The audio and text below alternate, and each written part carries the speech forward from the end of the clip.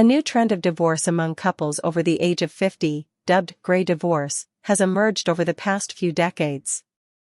According to data from the Pew Research Center, divorce rates in this age group have doubled since the 1990s, while they have tripled for people over 65.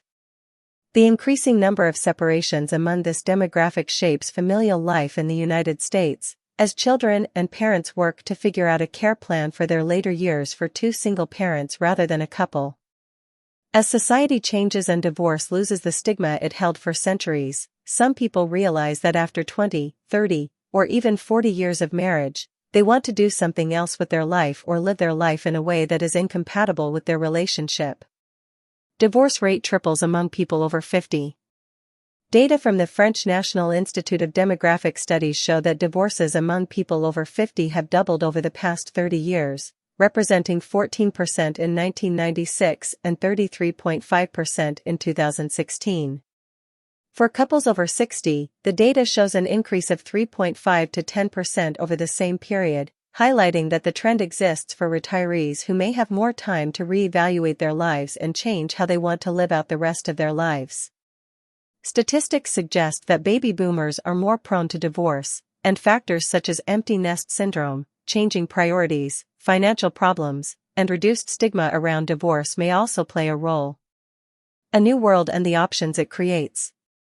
Serge Guerin, a sociologist specializing in old age, explained that many people today, at all ages, see a different future for themselves than the one lived by their parents and grandparents.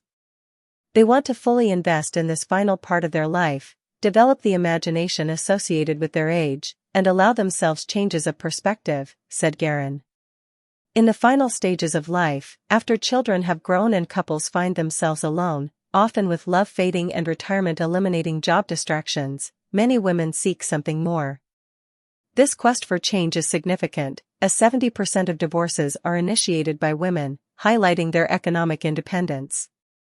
It is critical to remember that in the United States, no-fault divorce was not legalized across the country until the early 1970s, which is around the same time women were allowed to open bank accounts and lines of credit in their name without the need for their husbands or fathers to co-sign.